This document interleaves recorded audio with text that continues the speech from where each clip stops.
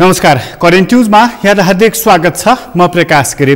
Current न्यूजमा हामी कुनै पनि विषयवस्तु उठान मात्रै गर्दैनौँ, यसको चिरफार अनि विश्लेषण पनि गर्ने गर्दछौँ। सम्बत 2077 अन्त्यतर्फ पुगेको छ, तर अन्त्यतर्फ पुगिरहँदाखेरि नेपालको राजनीति बरालिएको छ र यो बरालिएको राजनीतिमा कोभिडको सङ्कट पनि थपिएको छ। एक त बरालिएको राजनीति, त्यसमाथि सङ्कटपूर्ण कोरोना भाइरस, त्यसपछिको अवस्था कस्तो होला सोचनीय विषय बनेको छ।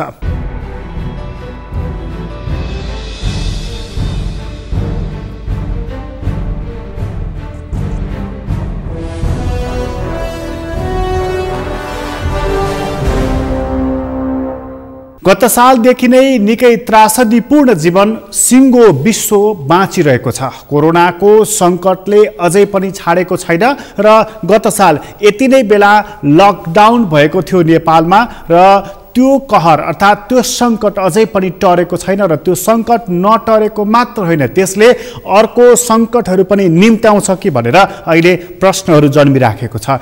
त्यसलाई थोरै भए पनि न्यूनीकरण गर्ने, त्यसलाई थोरै भए पनि ढाडस दिने, त्यसलाई थोरै भए पनि न्यूनीकरण गरेर राहत दिने काम राजनीतिले गर्नुपर्ने थियो। तर सबै नीतिको माउ नीति राजनीति झन् यस्तरी बरालिएको छ नेपालमा कि त्यो बरालिएको राजनीतिले यो देश कतातर्फ लैजान्छ, व्यवस्थाको हालत के हुन्छ, संविधानको अवस्था के हुन्छ, प्रश्न जन्मिएको छ। त्यो प्रश्नको बीचमा हामी आज उभिएका छौँ र त्यो प्रश्न केवल सडकमा मात्र होइन, सदनमा पनि उठेको छ र त्यो सदनमा कस्तो आवाज उठ्यो र त्यो राजनीतिलाई अब कसरी सम्हालेर लैजाने भनेर त्यहाँ विमर्श भयो। आजको मूल विषय यो रहनेछ, त्यो राजनीति यसरी सम्हाल्नै कठिन भइराखेको बेलामा कोरोनाको कहर पनि बढेर आइरहेको छ। त्यो कोरोना यसरी बढेर आउँदाखेरिको स्थिति कस्तो हुनेछ त्यहाँ पनि प्रवेश गर्नेछौँ। र सुरुवातमा चाहिँ संसदमा एउटा बहस भएको छ कि सरकारको बारेमा, सरकार जालझेलतर्फ लाग्न थाल्यो, सरकार पारदर्शी भइराखेको छैन, सरकार हुँदा सकुनीको पासा जस्तो फुत्त फालेर कहिले सदन विघटन, कहिले चुनावको घोषणा, यस्तो खालको कर्ममा लागेको छ। किन त सरकार यस्तो खालको कर्ममा लागिरहेको छ?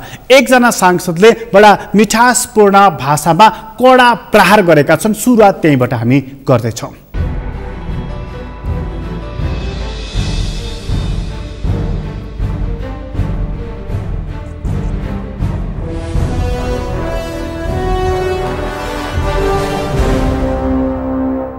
यसलाई हामीले सुसुस्टा गर्ने कि नगर्ने, यसलाई मलजल गर्ने कि नगर्ने, र मलजल गर्नुको साटो र भर्खर रोपिएको बिरुवालाई उखेलेर यसको जरो लागेछ कि छैन हेर्ने। बिरुवा लगाउनेले बिरुवालाई एक दिन केही समय धैर्यपूर्वक जलमल गर्नुको साटो त्यसको बिरुवा उखेलेर त्यसको जरा हेर्ने प्रवृत्ति हामीले विगत महिनाहरूमा देख्यौँ। अब जरा हेर्न खोज्नेले त जरा हेर्न नदिनेले एउटा नयाँ दायित्व लिनु परेछ। यो संविधानको रक्षा हामी गर्छौँ गर्दैनौँ? रक्षा गर्दाखेरि यही रूपमा गर्छौँ कि यथोचित परिमार्जनका साथ गर्छौँ? त्यो परिमार्जन टालटुलो हुन्छ या मुलुकको सबै समूह, जाति, पहिचान चित्त बुझाउनु हुन्छ? यो काम एक्लै कसैले गर्न सक्दैन। चाहेर पनि प्रधानमन्त्रीले एक्लै गर्न सक्नुहुन्न, प्रतिपक्षका नेता र प्रतिपक्षका दलले पनि चाहेर एक्लै गर्न सक्दैन। संविधानको पहिलो परिभाषा के हो भने संविधान मूलतः सहमतिको दस्तावेज हो। यी मेरा शब्द होइनन्। विश्वको इतिहासमा सबभन्दा लोकप्रिय रहेको, सबभन्दा चिरञ्जीवी रहेको अमेरिकन संविधान, सबभन्दा सानो र चुस्त रहेको अमेरिकन संविधानमा त्यस संविधानका मसौदाकारले लेखे। यहाँ मलाई चित्त नबुझेको कुरा धेरै छ, तर मेरो चित्त वर्षौँ नि बदलिराखेको छ। कुनै समय राजतन्त्रको सपोर्टर थिएँ, आज राजतन्त्रको विरोधी छु। त्यो बेलायती राजतन्त्र कुरा हुँदैछ, भोलि मेरो पनि विचार बदलिएला। त्यस पास चाहिँ आज म सहमतिका आधारमा गर्छु। राज्य र अधिकारको कुरा, राष्ट्रपतिको सापेक्ष अधिकारको कुरामा यस संविधानमा लेखिएको कुरा म सहमत छैन भनेर संविधानका सबभन्दा प्रमुख मसौदागार बेन्जामिन फ्रेङ्कलिनले बोलेपछि बेन्जामिन फ्रेङ्कलिनको प्रान्तले सही गर्न मानेको छु। अब अप्ठ्यारो समय आएको छ। प्रधानमन्त्रीलाई तिमीले छोड मात्रै भन्नुभयो पुग्नेवाला छैन, समाधान पनि दिनु परेको छ। त्यसमा मधेसवादी पार्टीलाई, संसदवादी पार्टीलाई, राजपालाई, काङ्ग्रेसलाई, स्वयं छुटेको कम्युनिस्टलाई पनि फरक परिरहेको छ। यो दिन प्रतिदिनको विवाद, दिन प्रतिदिनको भ्रष्टाचारको कथा हाम्रो संसदको भनाभनबाट जुहारीबाट हल हुँदैन। हामी जुहारीमा व्यस्त छौँ। आम जनताको दुःख, कर्मचारीको दुःख, महिलाको दुःख, दलितको दुःख, महँगाईको दुःखमा हामीले सम्बोधन गरिरहेका छौँ। त्यसैले भावुक भएर म यो उमेरको यस मोडमा, म 15-16 वर्ष उमेरदेखि राजनीति गरेको हो। अहिले त मैले राजनीति गरेको समयले 55 काटिसक्यो, 55 पुगिसक्यो। हामी यसका लागि यहाँ जम्मा भएको होइनौँ।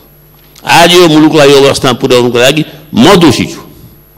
यो संसदमा हामी सबै दोषी छौँ।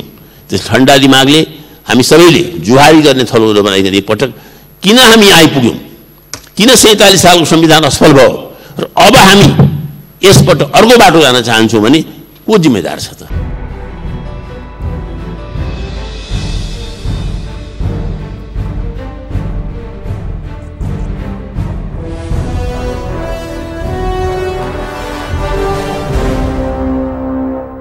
सरकारमाथि अविश्वास फैलिएको छ। सदनमा त्यो अविश्वास प्रष्टै रूपमा देख्न सकिन्छ।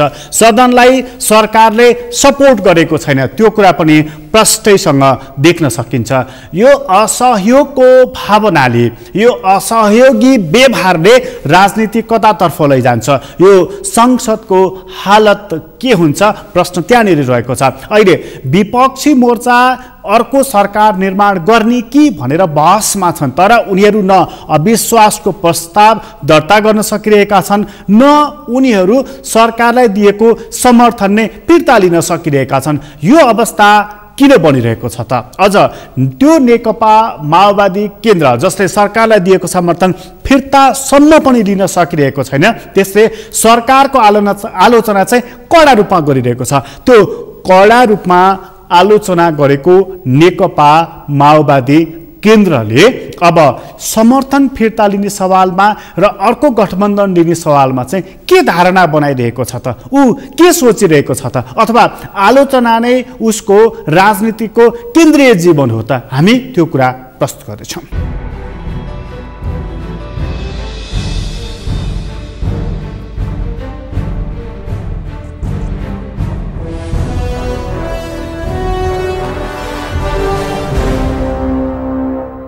केही दिन यता त विभूषणमा अंकित नक्साको बारेमा पनि अर्को छलफल थपिएको छ।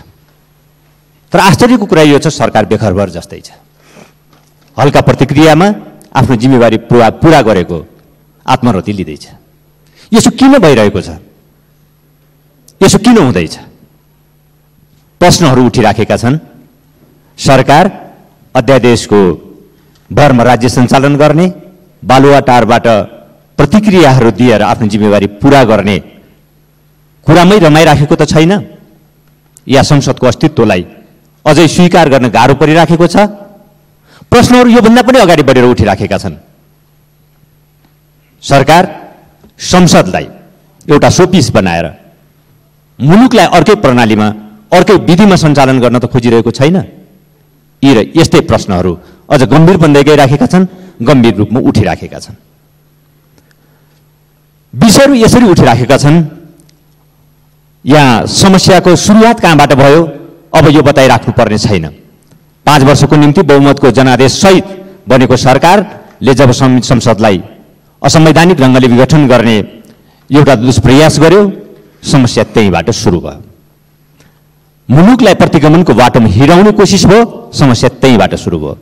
तर बडो अचम्म लाग्छ, सरकारका केही मन्त्रीज्यूहरू, केही मान्यज्यूहरू प्रतिगमन के हो भनेर प्रश्न गर्दै हुनुहुन्छ। मलाई लाग्छ, मलाई विश्वास छ यहाँहरूले त्यो नबुझेर त्यो प्रश्न गरिराख्नु भएको छ जस्तो लाग्दैन। हामीले 2072 सालको संविधान बनायौँ। 72 सालमा यी संविधान सभाबाट परम्परागत संसदीय प्रजातन्त्रका केही मूल्यहरू, समावेशी लोकतन्त्रका केही मूल्यहरू, समाजवादी लोकतन्त्रका मूल्यहरू समेतलाई समायोजन र एकीकृत गरेर एउटा नौलो र अलि मौलिक प्रकृतिको लोकतान्त्रिक प्रणालीलाई हामीले स्थापित गर्यौं। अब यो बताइराख्नु पर्ने छैन हामीले अभ्यास गरिराखेको प्रणाली परम्परागत संसदीय प्रणाली हो होइन भनेर। अदालतले पनि यो कुरालाई व्याख्या गरिदिइसक्यो। परम्परागत संसदीय प्रणाली भन्दा फरक गर्ने यो प्रणालीलाई फरक गर्ने अनेकन विषयहरूमध्येको एउटा विषय थियो प्रधानमन्त्रीको लहरमा प्रधानमन्त्रीले चाहने बित्तिकै संसदको हत्या हुन सक्दैन, संसद भङ्ग हुन सक्दैन। यो परम्परागत संसदीय प्रणालीको मान्यतामा गरिएको परिमार्जन थियो। तर प्रधानमन्त्रीजीले यही मूल्यमाथि हमला गर्नुभयो र परम्परागत संसदीय मान्यतालाई पुनर्स्थापित गर्ने कोसिस गर्नुभयो। यही हो प्रतिगमन। नयाँ प्रगतिशील मूल्यहरूलाई समाप्त गरेर परम्परागत मूल्यहरूलाई स्थापित गर्ने जब कोसिस हुन्छ त्यही हो प्रतिगमन भनेको। संविधानका मूल्यहरूमाथि, संविधानका प्रगतिशील मान्यताहरूमाथि जब हमला हुन्छ प्रतिगमन त्यही सुरु हुन्छ।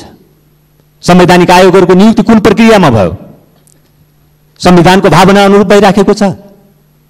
सबै स्पष्ट छ। के यो लोकतान्त्रिक मान्यता हो? त्यो अग्रगामी मान्यता हो? आज संसदको अवस्था यो छ। संसदले कुनै रचनात्मक काम गर्न पाइराखेको छैन। सरकारमा तत्परता चाहिँदैन, जवाबदेहिता चाहिँदैन, पहल कदमी चाहिँदैन।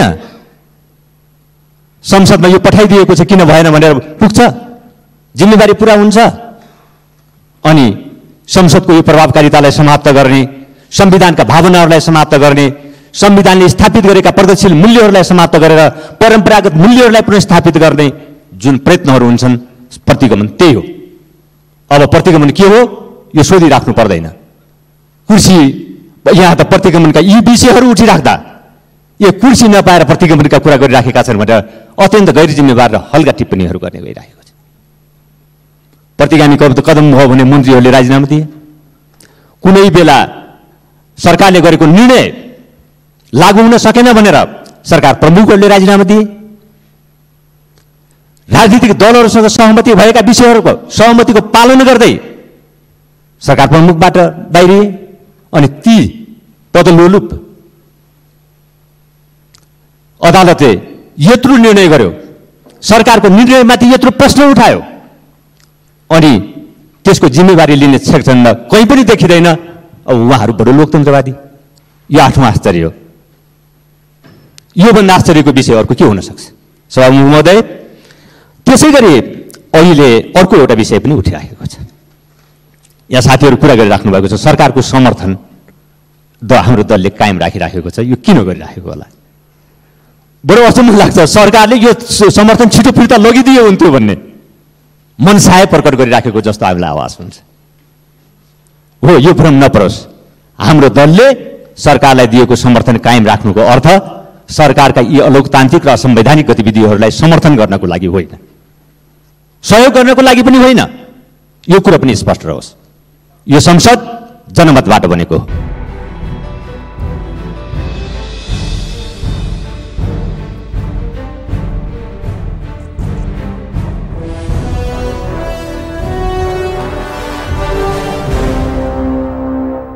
राजनीति यति बरालिएको छ कि के हुन्छ भन्ने कुरा कसैलाई पनि थाहा छैन। अर्थात् यही संसद जारी रहन्छ, यही सरकार जारी रहन्छ, वा यो संसद विघटन भएर अर्को चुनावमा जान्छ, वा अर्को सरकार बन्छ, वा विपक्षीहरूले अर्को गठबन्धन बनाउँछन्, वा प्रधानमन्त्रीले नै यही सदनभित्रको कुनै सदस्य मार्फत या दल मार्फत समर्थन प्राप्त गर्छन्।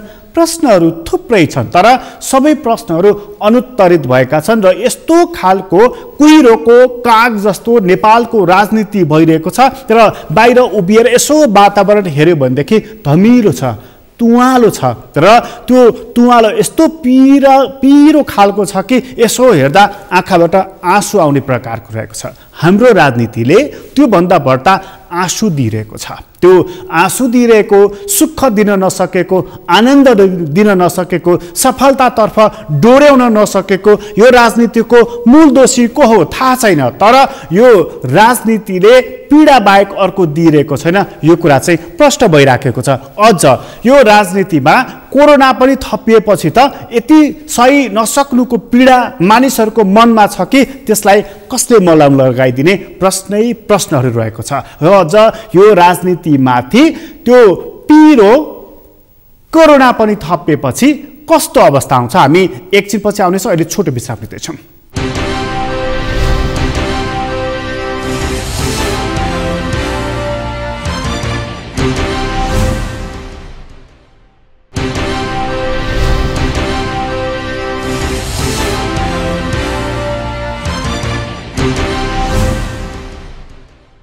विश्रामपछि पुनः स्वागत छ। हामी करेन्ट न्युजमा छौँ र करेन्ट न्युजमा कुराकानी अघिल्लो खण्डमा गऱ्यौँ बरालीको राजनीतिको बारेमा। अब चर्चा छ कोरोनाको संक्रमणको बारेमा। अझ बेलायतबाट निस्किएको नयाँ भेरिएन्ट त्यस्तो खतरनाक खालको रहेछ जसले कम उमेरका मानिसहरूलाई बढ्ता सताउन थालेको रहेछ। 11 वर्षदेखि 18 वर्षसम्मका युवाहरूलाई यसले निकै धेरै गाँजेको छ र त्यो सङ्ख्या हेर्दा 22% देखिन थालेको छ। अर्थात् त्यो कम उमेरका युवाहरूमा यो कोरोनाको संक्रमण देखा परेको छ। यसै हेर्ने हो भनेदेखि 50 वर्षभन्दा कम उमेरका मानिसहरूमा कोरोनाको संक्रमण अहिले ज्यादा देखिएको छ। केस सिरियस पनि त्यहीनेरि देखिएको छ। मृत्युको दर पनि त्यहीनेरि देखिन थालेको छ र छिमेकी देश भारतमा यो स्तरमा कोरोना फैलिएको छ कि त्यसले हामीलाई ढिलो चाँडो गाँच्ने नै छ। अहिले सावधानी अपनाइएन भने सावधानी चाहिँ के अपनाइएको छ त? सरकारले एउटा छलफल गर्यो। कम उमेरका बालबालिकाहरूलाई पनि असर गर्न थालेपछि स्कुल चाहिँ बन्द गर्ने कि भनेर। तर त्यहाँ शिक्षा मन्त्रालयले गरेको यो सल्लाहमा यो छलफलमा स्कुल चाहिँ बन्द गर्नुहुन्न भनेर सुझाव दिएको छ। सरकारको प्रस्ताव चाहिँ केही साताको लागि बन्द गर्ने कि भनिरहेको थियो। उनीहरूले बन्द गर्दैनौ भनेर किन भने त?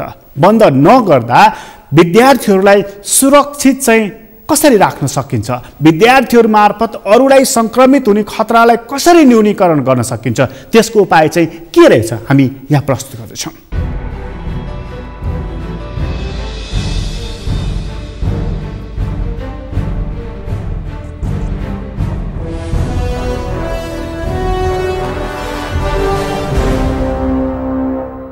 अहिले पनि हामीले त्यही काम गर्नुपर्छ। यदि त्यसो गरिएन भने तीनटा कुरा समस्या हुन्छ। एउटा, संविधानले तीन तहको सरकारलाई दिएको अधिकार क्षेत्रमाथि केन्द्र सरकारको हस्तक्षेप हुन्छ र संविधान विरोधी केन्द्र सरकारले हुन्छ। त्यो हुनुहुन्न भन्ने मेरो धारणा। सक्छ कि सक्दैन भन्ने कुरा चाहिँ प्रश्न उठाउने बेला होइन। सकेन भने त्यसको मूल्याङ्कन हुन्छ र त्यसलाई अधिकार दिएको गलत वा सही भन्ने कुरामा पुग्छौँ। अब पनि यो समस्याको लागि समाधान गर्ने हो भने स्थानीय सरकारहरूलाई नै यसको अधिकार दिनुपर्छ। यो माथिबाट निर्णय गर्ने कुरा चाहिँ टोटली छोड्नुपर्छ। हामीले स्थानीय सरकारलाई विद्यालयको सन्दर्भमा कुरा गर्ने भने यो स्थानीय सरकारले जिम्मा दिने। जुन व्यक्तिलाई हो त्यसको आसपास त्यो विद्यालयमा के गर्ने, जहाँ भएको छैन त्यहाँ के गर्ने। काठमाडौँको रत्न पार्कमा समस्या आयो भने कार्यगाडीमा त आउँदैन होला नि त। यसको कारणले त्यहाँ प्रभावित हुनुपर्ने हामीले कृत्रिम प्रभाव किन पार्न खोजिरहेका छौँ? हामी साना साना कुरामा यति धेरै अत्तालिन्छौँ। सरकार त्यसै अत्तालिएर चाहिँ हामी चाहिँ कति गम्भीर भएको जस्तो, तर त्यसको प्रभाव चाहिँ नकारात्मकता ज्यादा पैदा हुने स्थिति किन सृजना गर्ने? त्यो तर्फबाट हामीले माइक्रो लेभलको म्यानेजमेन्ट हामीले हेर्नुपर्छ भन्ने मेरो एउटा सुझाव। त्यो स्थानीय सरकारले दिनुपर्छ। स्थानीय सरकारले कुन ठाउँमा प्रभाव पर्यो र कुन ठाउँमा परेन भन्ने कुरा निर्णय गर्छ। साँच्चै नै संविधान अनुसार स्थानीय सरकारहरू माध्यमिक तहको विद्यालय चलाउने, प्रदेश तहको सङ्घ सरसङ्घले तीन तहको निर्णयको जिम्मेवारी हामीले टुङ्ग्याइदिउँ। त्यसो भएपछि सही रूपमा यहाँबाट सुरुवात हुन्छ।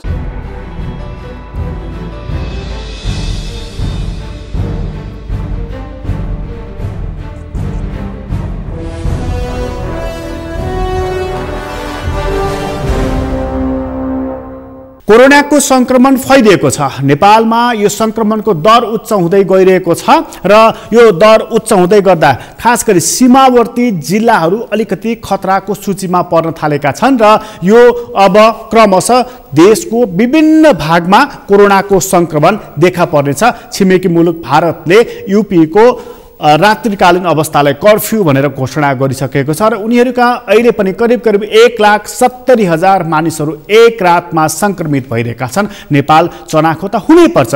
चनाखो हुँदा हामीले खोप पनि ल्याएका छौँ, कति मानिसहरूले खोप पनि लगाएका छन्, तर यो संक्रमणको दर बढिरहेको छ, संक्रमितहरूको सङ्ख्या बढिरहेको छ। के त कोरोनाको खोपले काम गरेन अथवा कोरोनाको खोप लगाएर पनि संक्रमण देखा पर्दो रहेछ? त्यसो भनेदेखि खोप किन लगाउने? प्रश्न त्यहाँनिर पनि उब्जिएको छ। विज्ञहरूले भनेका छन् कि कोरोनाको खोप त्यति प्रभावकारी हुन सकेन, योभन्दा अझ विकसित रूपको भ्याक्सिन तयार पार्नु पर्ने रहेछ भनेर। तर यो दोस्रो लहर जुन आएको छ त्यसले हामीलाई कुन तहको आक्रान्त पार्न सक्दछ अथवा खास असर गर्दैन, हामी एकजना विज्ञको भनाइ यहाँ प्रस्तुत गर्दैछौँ।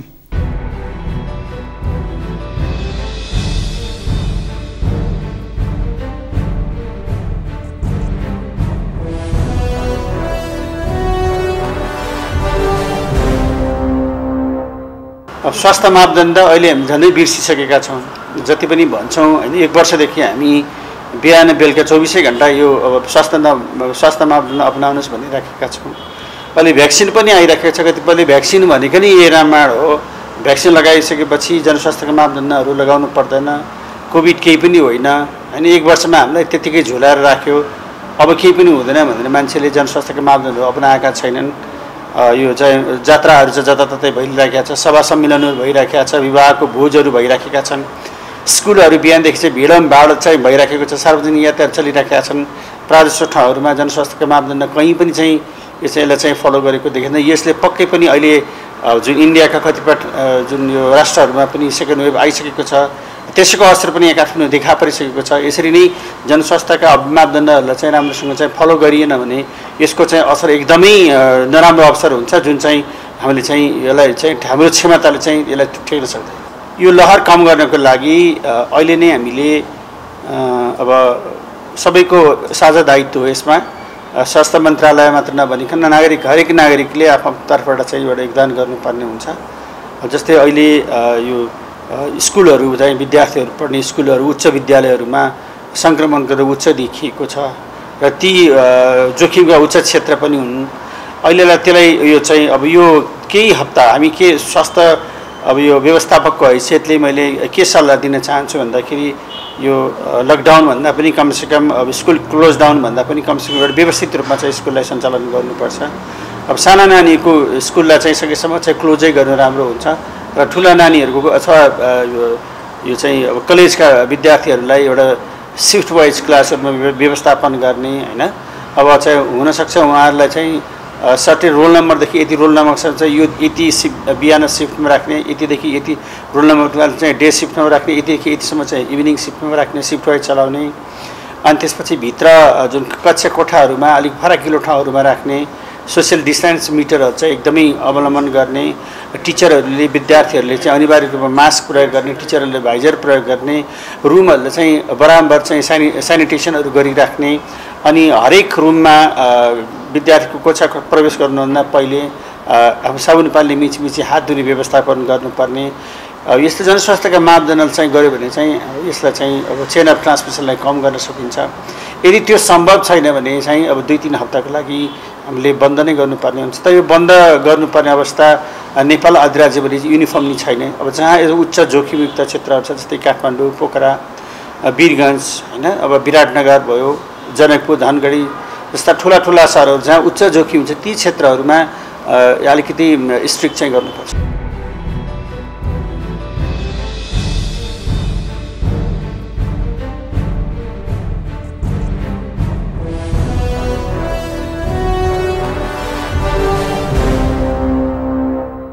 एकातर्फ थिग्रिन नसकेको राजनीति, अर्कोतर्फ दोस्रो लहर आएको कोरोना, यी दुवै चिजबाट हामी बस्नु छ। यी दुवै चिजबाट बस्ने मात्र होइन, अघि पनि बढ्नु छ। कसरी?